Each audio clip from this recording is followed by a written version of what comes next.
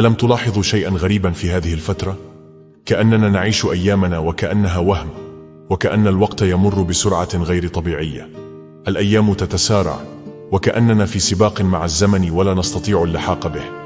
هناك شعور غامض يتسلل إلى قلوبنا، كأننا في انتظار شيء ما، شيء غير واضح، ولكننا نشعر بأنه قادم، وكأن أنفسنا تدفعنا للتوبة النصوحة، وكأنها تحاول إنقاذنا قبل أن يحدث ما لا نعرفه. نشعر في أعماقنا بأن هناك شيئا مرعبا يلوح في الأفق، كأننا ننتظر لحظة حاسمة، ومع ذلك لا نعرف ما هي. كلما مر الوقت كلما أصبح الشعور أقوى. ربما هو تحذير داخلي بأننا بحاجة إلى تغيير، إلى العودة إلى الله.